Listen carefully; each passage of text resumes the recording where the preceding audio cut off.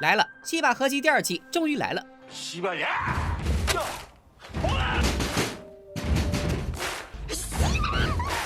不要，西班牙，大家好，戴眼镜拿着话筒的拉塞偏偏。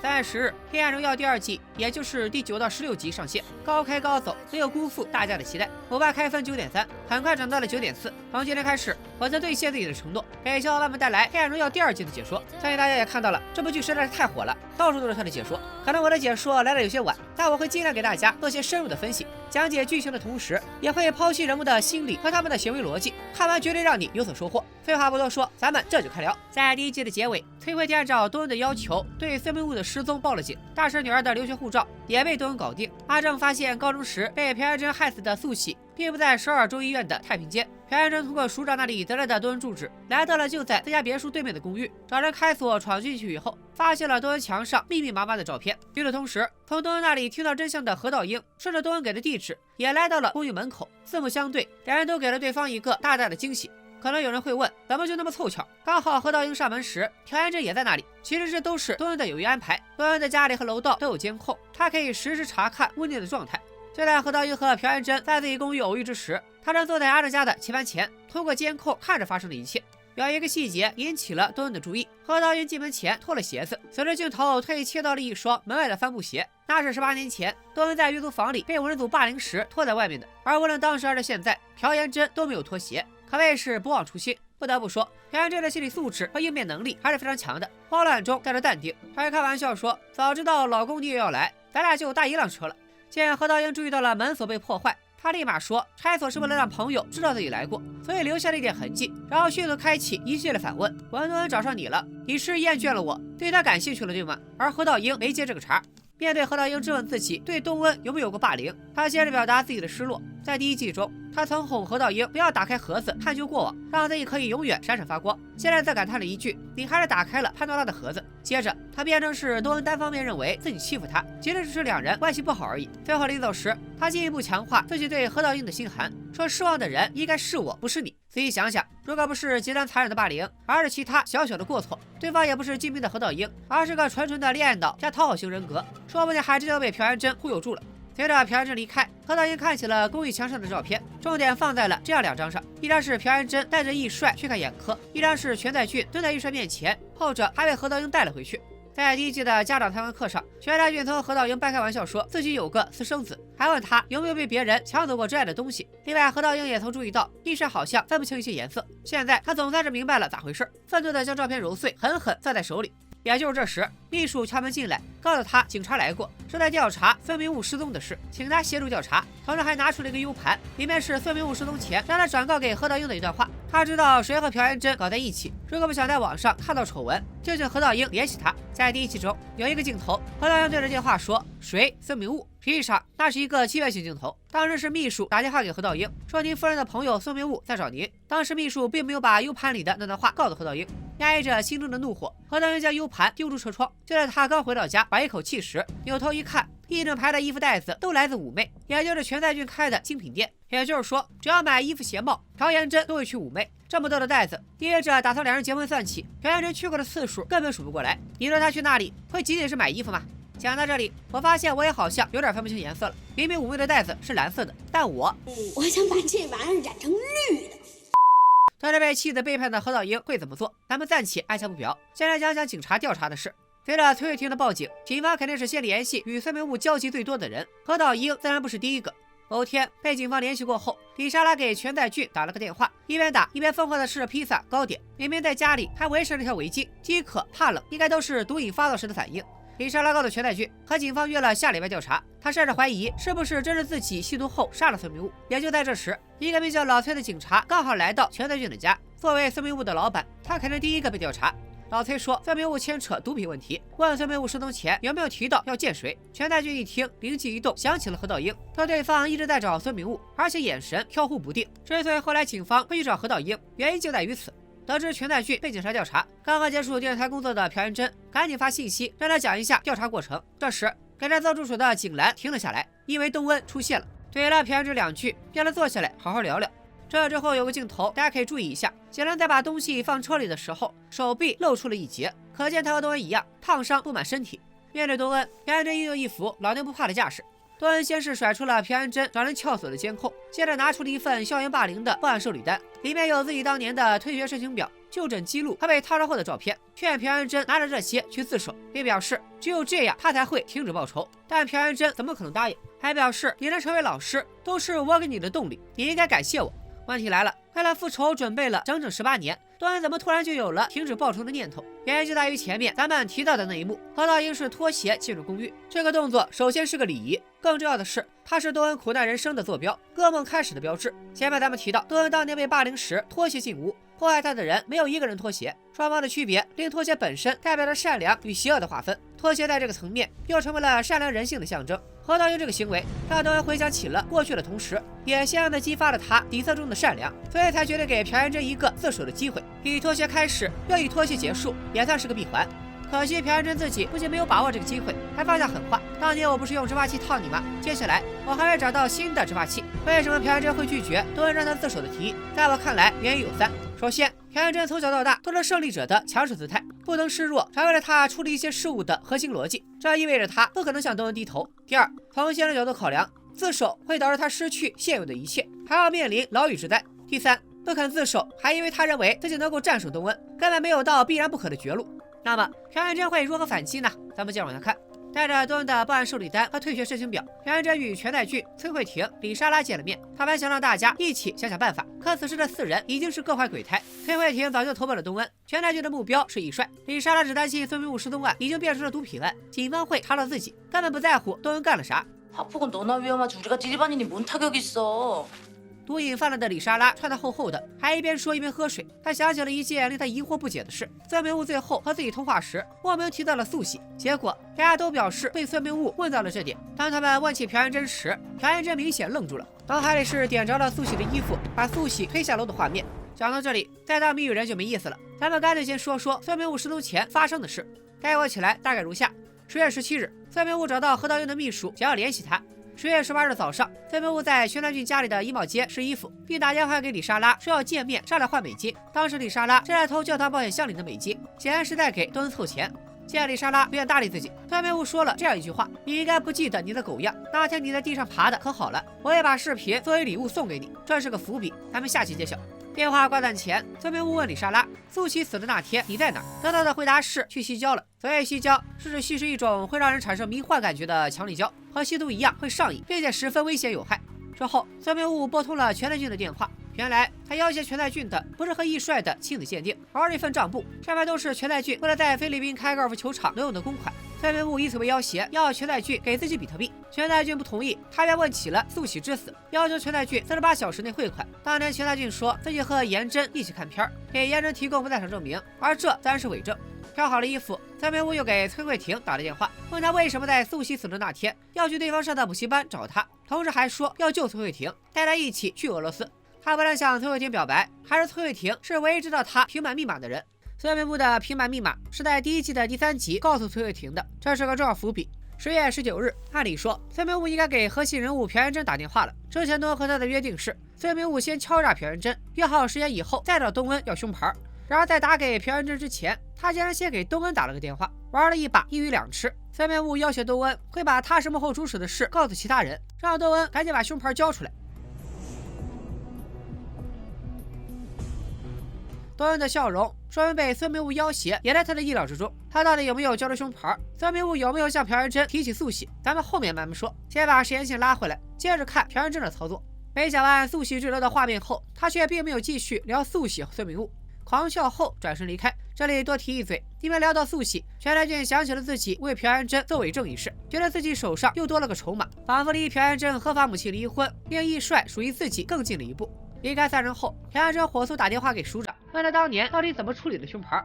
原来东恩在当年就把胸牌匿名交到了警局的投诉箱，没成想署长很快就把这东西搞到手，交到了朴元珍母亲的手里，使得案子最终以素喜自杀而结案。而作为回报，朴元珍母亲则为署长到了某个俱乐部的会员身份，在接到胸牌的那一刻，他还表示这玩意儿晦气，得烧掉。所以多恩手里的胸牌其实是他伪造的，目的就是让孙明悟上套，帮自己拿到朴元珍承认害死素喜的录音。面对前来调查的警察，也就是前面提到的老崔，多恩也没有隐瞒这件事。因此之前孙明悟打了电话，多恩自然没有交出胸牌，他也根本不怕孙明悟的要挟。但现在的朴元珍有些慌了，在他看来，即便胸牌被母亲处理了，但既然当年有人送胸牌，那就说明可能有目击者。万一他现在又出现，万一他还有其他证据，那不就糟了。署长则觉得他这是瞎担心，胸牌没了，尸体放太平间也早烂了，哪怕重新调查，也不会推翻以前的结论。见状，朴元珍再次提到了署长用妹妹名义收购的宾馆，看样子在把柄面前，署长只能继续出手。眼下既然胸牌没了，那接下来他会不会去调查素喜的尸体呢？开头提到第1集的结尾显示，阿正去自家的医院太平间查看素喜的尸体，结果发现尸体并不在。原来尸体被放在了冷冻室，是多年前他父亲下达指示秘密执行的。当年素喜的尸检在首尔州医院进行，考虑到阿正父亲的医者仁心，这应该是他出于善心为素喜家人所为。事实上，不仅仅是阿正父亲，东恩也曾和素喜的家人有过交集。这些年来，他一直关注着素喜的事。2011年冬天，在首尔州医院的太平间，他就遇到了素喜的母亲。对方无法说话，用手语拜托东恩帮帮自己。从素喜母亲那里，东恩获得了素喜案子的调查记录，而且还得知了一个令人震惊的消息：尸检报告上显示，素喜死的时候竟然怀有身孕。这是怎么回事？难道是谁强暴了她，令她怀孕吗？最大的嫌疑人有2个，孙明悟和全在俊。这里刚好闪回了孙明悟打电话威胁东恩时，说关于素喜都是那4个人干的好事，只有自己是无辜的。但东恩是这样回答的： 너만 없을 리가. 사지를 찢어 죽여도 싼 죄. 再加上第1季第1集霸凌东恩的时候，孙明悟曾经强吻过东恩，所以让素喜怀孕，孙明悟的概率似乎更大一些。但是这也有可能是剧方故意放出的烟雾弹，因为从剧情编排上来说，孙明悟已经死了，再给他安排一个强奸素喜导致怀孕的设定，感觉没必要。而全在俊还活着，观众更希望看到他受到惩罚，所以他是导致素喜怀孕的元凶首恶更合理一些。到底是孙明悟还是全在俊，留个悬念，按下不表。咱们说回东恩。由于关于素喜的调查记录非常重要，家里已经不安全，多恩便把他放到了一个绝对可以信任的人那里。这个人就是女校医。两人讲起素喜，多恩是这么说的：有很多次我都想一死了之，是素喜一直在哄我睡觉，让我醒后的状态变好。除了东恩，对于素喜，阿正也向医院相关人员要了尸检报告，还知道了她当时怀孕。某天晚上，东恩来到阿正家，洗完澡后，他注意到2样东西，一个是柜子里有很多泡腾片，此前阿正曾表示泡腾片放入水中起泡的声音会让他感觉平静。另外一个是阿正与父母的合影。此时门锁的密码声响起，阿正从首尔回来，这让东恩想起密码3724这4个数字。他不知道的是，那正是害死阿正父亲的凶手的复兴编号。这是东恩第一次决定在阿正家留宿。阿正让东恩先睡他的床，说明天再去买新床。而东恩表示自己订了其他的东西。第2天他回来时，快递早就到了，阿正已经组装好了。그죠? 帐篷被阿正布置得很温馨，里面没有被烟熏黄发霉的墙壁，也没有任何仇恨的痕迹，美好到令东恩感到陌生。转眼来到吃饭的时间，阿正特意为东恩做了浪漫晚餐，二人算是忙里偷闲，给观众们发了一波糖。接下来，让我们花开2朵，聊一聊另一个重要角色大婶。开头提到，东恩已经帮大婶搞定了女儿的留学护照，此时还没有到出国的日子。这天夜里，大婶刚停好车，朴元珍突然出现，手里还拿着大婶家暴老公的照片。在东恩公寓的墙上，唯独此人朴元珍不认识，让署长一查就顺藤摸瓜查到了大婶。署长还帮他查到东恩名下有2辆车，自己开一辆，另一辆正着给了大婶。总之，通过署长，朴元珍已经知晓了关于大婶的所有信息。起初面对朴元珍，大婶还很强硬，可一听朴元珍提到了自己的女儿，她瞬间就怂了。朴元珍并非不知道自己在作恶，本身30多岁的人也不可能分不清什么是道德层面的美好与丑陋，要不然也不会努力在老公和女儿面前打造自己的完美形象。如果说高中时期的恶还有着价值观未成形式的本能，那么现在的他继续作恶，则因为他就信奉弱肉强食这一套，所以他没有反思过往，依然认为如果有谁被欺负了，那都是他的家庭和社会造成的，而我刚好是强者，欺负你不需要理由。另外，朴元珍成长为这种人渣，其实也和他母亲对他的教育有关，这个咱们后面再详聊。不得不说，朴元珍坏归坏，但还真不是他自己形容的花瓶，还是非常有脑子的。他很快猜到，大婶之所以做东恩的助手，是因为2人之间有着共鸣。东恩想报复自己，大婶想杀她的老公。基于此，他向大婶提供了一个新的选择：你转投我的麾下，我来帮你杀老公。大婶会不会叛变？咱们接着往下看。朴元珍走后，不爱的大婶关掉手机，开始带女儿来了个连夜出逃。在约定地点没有见到大婶，东恩也明白他应该是被朴元珍找到了，因为在之前拆除墙上照片时，他突然想到朴元珍可能发现了什么，结果果然没有找到大婶老公的照片。所以在朴元珍来见大婶之前，东恩已经给大婶打了个预防针。彼时大婶正要停车，留了个心眼，把包里的相机丢在了车里，因此随后出现的朴元珍还没有发现相机。后来因为大婶一直关机，多恩来到大婶家附近的便利店，见到了她的老公正在赊账买酒，这证明朴元珍目前还没有找过他，否则以他的尿性势必会管朴元珍要钱。在第1季中，多恩曾经误会过大婶，这样的大婶一直关机失联，也忍不住担心起多恩再次误会。但多恩对大婶已经是100%信任，自然不会再错怪他。总之，大婶并没有出卖多恩，也没有打算叛变，他要做一个假装叛变的双面间谍。在这之后，多恩把大婶女儿安置在了女校医家，至少大婶这边朴元珍的威胁暂时得到了一定的消解。不过，朴元珍所有的植发器可不仅仅是大婶一个人。这天，一个男同事让多恩赶紧去停车场看一下，在那里，他的母亲出现了。10几年前，多恩母亲就曾因为钱背刺多恩，如今再次被朴元珍用钱收买。他的任务非常简单，让多恩在石门小学待不下去。如今过得很糟糕的多恩母亲，其实早就关注过多恩。今年春天，他就曾到居民事务所查过多恩的住址，还到多恩的公寓开门来着。幸好当时多恩不在家，房东老奶奶谎称公寓里没住人，把他赶走了。眼下多恩也没别的办法，只能先把母亲带回公寓，而这应该也是多恩要搬到阿正家住的原因。多恩自然不会被动挨打，他之前已经给崔慧婷安排了新任务，把朴元珍带到阿正的整容医院。等人来了，崔慧婷说出了一切朴元珍视角里还不知道的事：多恩曾和何道英一起下围棋，期间一个医务人员碰掉了崔慧婷的爱马仕包包，可把崔慧婷心疼坏了。朴元珍见状一顿挖苦，怕弄坏你干脆就不要背，还是提环保袋子得了。随后他还和在场的阿正说，崔慧婷今天情绪有点敏感，结果崔慧婷直接回怼，我这个包就是你老公送的。这个包包就是何道英找崔慧婷打听时送的。朴元珍气得够呛，冷笑着问阿正：“我老公是不是眼光不错？”阿正却自夸起了自己的整容技术，建议朴元珍有空也来试试。朴元珍会不会来？阿正又准备如何对付他？咱们在本期结尾的时候再给大家揭晓。这天夜里，何道英回到家，起初的朴元珍似乎还想缓和下压抑的气氛，表示咱们不要纠结于过去，要着眼未来。但面对何道英的冷言冷语，他终于还是没忍住，气急败坏地质问对方为什么去问崔慧婷。何道英也终于忍不住，第一次发了火。之所以何道英都绷不住了，原因不仅仅在于朴元珍过去的种种行径，更因为他对何道英和易帅没有表现出一丝一毫的愧疚。其实，在发现妩媚的端倪之后，何道英还特意去了全在俊的精品店，参观了那个 VIP 试衣间。他想起朴元珍和自己调情时说过一句话，里面空间狭窄，外面有人，你和我却是火热的。这里吧说的不就是他和全在俊的奸情吗？何道英来过妩媚这事儿，很快也被全在俊知晓。此时临近圣诞节，全在俊来到店里，想找景兰专门陪自己去商场，给一帅挑一个圣诞礼物，顺道问了一嘴店里最近有没有出啥事儿。景兰不太想陪他去，将话题转移到有没有出事上，表示何道英曾经来过，还带全在俊看了监控，监控中显示何道英是11月15日下午来的。当全在俊问起有没有被删的文件，景兰表示10月19日前的都没有了，因为朴元珍要求删了重装系统，而10月19日正是孙明悟约见朴元珍然后失踪的日子。好了，让我们把视线拉回到何道英和朴元珍这对夫妻上。何道英这边，他相信那张匿名信中的照片和名片，明白是东恩寄出的。为了了解更多，他约东恩专门到首尔见了一面。当东恩脱掉外套，露出一道道伤疤，他才意识到自己还是低估了朴元珍的残忍。朴元珍这边，他真的去了阿正的整容医院。在打针之前，他向阿正请教了一个问题：假如女生犯了很多错，男人会宽容到什么程度？阿正以整容打比方，只要你不明说，怎么整形他都不会在乎。而如果他知道了，那就继续打填充剂，保持美丽，假装什么都没做，直到被发现为止。注射填充剂即将开始，大家注意一下戴口罩的女医生是不是很眼熟？没错，正是女校医，她现在就在阿正的医院工作，应该也是东恩介绍过来的。朴元珍倒数着10个数，准备接受注射。这时，阿正莫名其妙地说了一句话：注射前如果不把空气完全挤出，有可能会出人命。趁他蒙圈的时候问：你对孙明悟做了什么？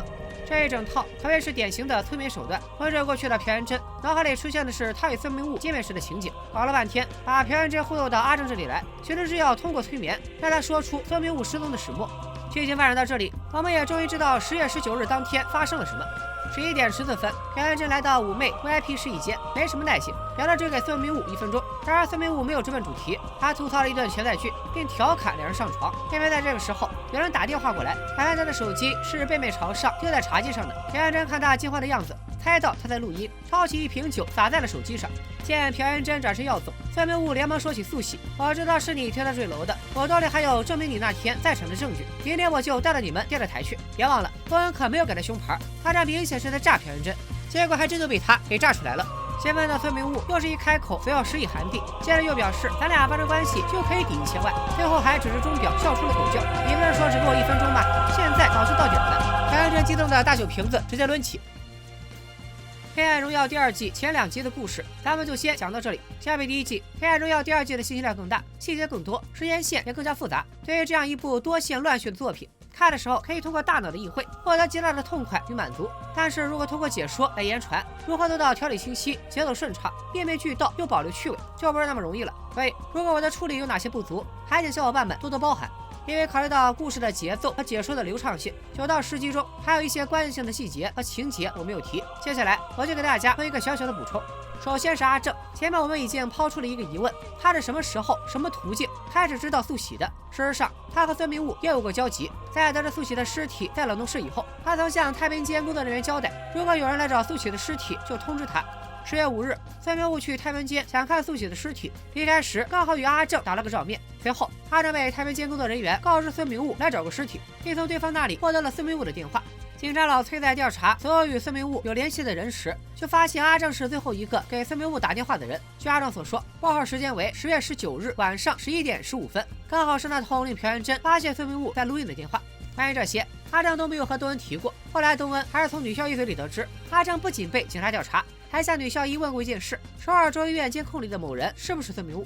除了以上这些，在第9到10集中，关于阿正还有这样一个情节：他的父亲一直坚持着行医救人的理念，而他的决定要用手术刀来当使用道具。为此，他还去征求了母亲的同意，说自己喜欢的人正经历着残酷的事，要帮对方报仇。当时他的母亲是这么说的：我发现盲目的善意和伦理原则只不过是华而不实的荣耀。这句话其实是《黑暗荣耀》这部剧的一个破题的金句，是复仇的根本所在。彻底的好人有好报，只有在理想的乌托邦中才存在。现实里总会有杀人放火劫腰带、修桥补路无尸骸，好人反而可能会遭遇不幸。法律和制度并不能保证让好人得到善果，让坏人得到应有的惩罚。在剧中也是如此。多恩当年报警，依然遭受了更残忍的霸凌。杀死阿正父亲的变态，哪怕被判了死刑，依然在牢里过得悠然自得，还写信刺激阿正。所以多恩和阿正才要以自己的方式去复仇，这才是属于他们的黑暗荣耀，也正是为观众实现了现实中不能满足的惩恶扬善。复仇剧才会如此令人上头。说回到剧情，正是有了母亲的支持，阿正才放开手脚，用催眠来对付朴元珍。以上种种，足以说明了阿正身上背负的比我们所想象的要复杂得多。阿正之外，还有几个人需要重点提一下。一个是全在俊，他在家里给易帅布置了房间，那张易帅的画也被裱了起来。听说毛孩子可能让小孩呼吸道感染，他还望向了家里的狗狗，以为他可能会杀了狗狗。可当他去找景兰时的镜头告诉我们，他只是把狗狗的毛给剃了，还贴心的给狗狗穿了衣服。这个细节体现了他对狗狗的爱。从心理学上讲，人们对猫猫狗狗的爱都有着或多或少的自我投射。在《黑暗荣耀》的第1季中有这样一个细节：多恩报警后，全太俊并不是被父母接走的，而是班主任。当时他说自己当了1个星期的孤儿，爸妈出国了，这暗示着他从小就缺乏父母关爱，也使得他无法和别人建立真正深入内心的亲密关系。对狗狗的爱，正是对这种亲密关系的补偿和移情，让狗狗获得自己没能获得的爱，而这也是他对易帅感情如此强烈的原因。另外，很多人应该知道狗是红绿色盲，加上这一点，大家或许就更能理解全太俊对狗狗的感情了吧？可见全太俊脑子不太好使，不但不懂法律，也不知道自己养的这种可卡犬本来就是长毛犬，一直剃毛容易生病。还有就是署长，在第1季中，他曾找2个小混混跟踪过东恩，咱们就称他们为熊大熊二好了。最近熊大因为去赌场被抓，给署长添了麻烦，被署长一顿暴揍，说不定以后哪天他们翅膀硬了，就会对署长进行报复。既然说到了署长，顺道也说一说朴元珍的母亲。署长以为他把朴元珍的胸牌给烧了，他自己也说晦气得烧。可剧中的一个镜头告诉我们，那玩意儿其实被他留在了一个 VIP 室的柜子里， VIP 室必须通过密码和他的掌纹打开。那他为什么要保留胸牌呢？是想更方便的控制女儿，还是以此作为要挟署长的把柄？仅仅92集就留给了我们非常多的悬念，比如孙明悟的尸体是怎么处理的，多安母亲将如何作妖，何道英会不会抛弃朴元珍，全太俊会如何展开争夺女儿的计划，还有东恩的那个油腻男同事，现在他可以把工作全部压给东恩，他的下场将会怎样？苏喜怀的又是谁的孩子？废话不多说，咱们2天之内更新下一期，拜了个拜。